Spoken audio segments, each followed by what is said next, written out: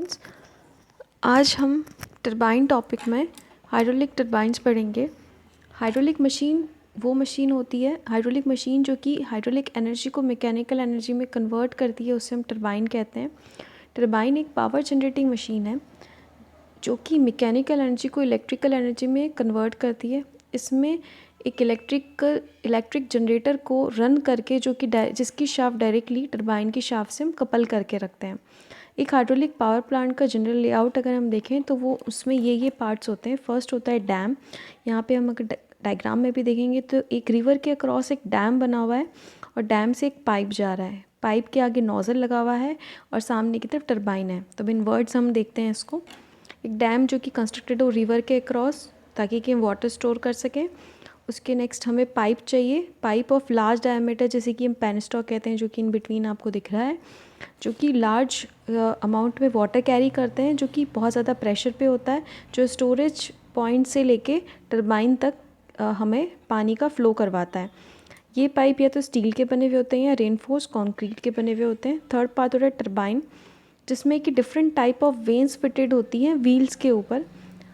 फिर होता है टेल रेस। ये एक चैनल होता है जो कि पानी को कैरी करता है, जो कि टरबाइन से दूर ले जाता है। जब हमने वाटर को यहाँ पे टरबाइन के ऊपर फ्लो किया, उससे अपना वर्क किया, टरबाइन से जो पानी निकल जाता है वो टेल रेस में जाता है और टेल रेस की चैनल से वो बाहर की तरफ निकाल दिया जाता है। इसके बाद में हम देखेंगे कि हाइड्रोलिक टरबाइन का क्लासिफिकेशन कैसे होता है। हाइड्रोलिक टरबाइन को फर्स्टली इस तरह से डिवाइड किया जा सकता है, जिसमें कि इनलेट के ऊपर जो टाइप ऑफ एनर्जी हम प्रोवाइड कराते हैं। फर्स्ट है इम्पल्स टरबाइन। इम्पल्स टरबाइन के अंदर जो इनलेट के ऊपर एनर्जी होती है वो केवल काइनेटिक एनर्जी होती है, और यहाँ पे जो प्रेशर होता है वो एटमॉस्फेरिक प्रेशर रहता है इनलेट से आउटलेट की तरफ, और इसका एग्जांपल होता है पेल्टन व्हील टरबाइन। इसके बाद हम देखेंगे रिएक्शन टरबाइन। रिएक्शन टरबाइन में इनलेट के ऊपर वाटर के पास में kinetic energy plus pressure energy दोनों होती है।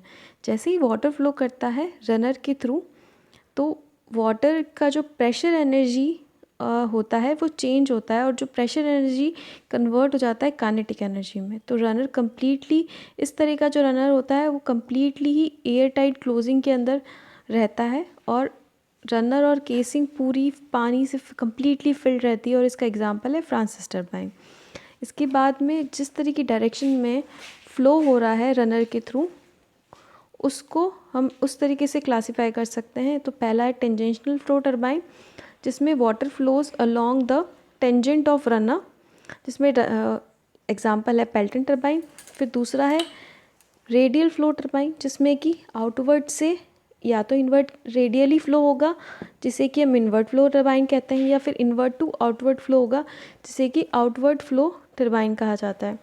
एक्सियल फ्लो टरबाइन के अंदर हम देखेंगे तो इसमें जो फ्लो हो रहा है वो along the direction parallel to the axis of rotation.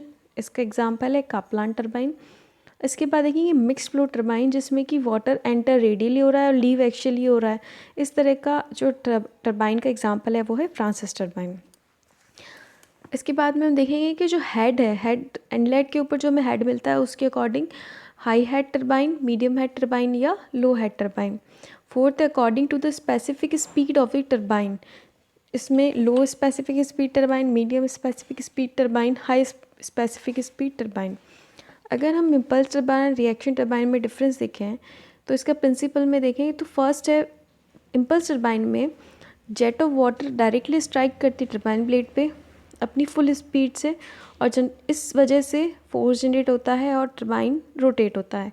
Reaction turbine में इसमें मूविंग ब्लेड का शेप इस तरह से दिया होता है कि जैसे ही फ्लूइड उसमें एंटर होता है तो एक्सपांड होता है और उसका प्रेशर ड्रॉप होता है। यहाँ पे जो प्रेशर ड्रॉप होता है उसकी वजह से रिएक्शन फोर्स प्रोड्यूस होता है और इस वजह से ब्लेड रोटेट होती है, दैट मीन्स टरबाइन रोटेट होता है। उसके बाद में इम्पल्स टरबाइन में सारी हाइड्रोलिक एनर्जी को हम काइनेटिक एनर्जी में कन्वर्ट करते हैं with the help of nozzle. Second, reaction turbine के अंदर कुछ ही अमाउंट जो होता है हाइड्रोलिक एनर्जी का वो कन्वर्ट होता है काइनेटिक एनर्जी में। थर्ड, जेट वेलोसिटी चेंज होती है, जेट वेलोसिटी चेंजेस और प्रेशर वहीं कांस्टेंट रहता है, जबकि रिएक्शन टरबाइन में प्रेशर और वेलोसिटी दोनों ही चेंज होती है जैसे वो रनर के थ्रू मूव करता है। फोर्थ, इसमें इम्पल्स टरबाइन में वाटर टाइट केसिंग का कोई नेसेसिटी नहीं है, रिएक्शन टरबाइन में नेसेसरी है। इम्पल्स टरबाइन में टरबाइन को कभी भी फुल रन करने की ज़रूरत नहीं पड़ती, लेकिन रिएक्शन टरबाइन के अंदर पूरा उसको फुल ऑफ वाटर करके रन किया जाता है। 6, इम्पल्स टरबाइन को हम टेल रेस के अबव इंस्टॉल करते हैं एंड इसमें ड्राफ्ट ट्यूब यूज़ नहीं आती। एंड रिएक्शन टरबाइन के अंदर इसको बिलो आप टेल रेस के बिलो भी इंस्टॉल कर सकते हो और अबव भी इंस्टॉल कर सकते हो। इसमें ड्राफ्ट ट्यूब की ज़रूरत होती है जो कि टरबाइन को टेल रेस से कनेक्ट करती है। 7th में हम देखें तो flow regulation is done by needle wall, और रिएक्शन टरबाइन में इसको गाइड विन असेंबली के थ्रू किया जाता है। 8, हमें इम्पल्स टरबाइन में बहुत ज़्यादा हाइड्रोलिक एनर्जी मिलती है, रिएक्शन टरबाइन में हमें कम मिलती है। इम्पल्स टरबाइन हाई हेड के ऊपर ऑपरेट होते हैं, रिएक्शन टरबाइन लो और मीडियम हेड्स पे ऑपरेट होते हैं। इम्पल्स टरबाइन के अंदर लो डिस्चार्ज ऑफ वाटर की नीड होती है एंड रिएक्शन टरबाइन में मीडियम एंड हाई डिस्चार्ज होता है।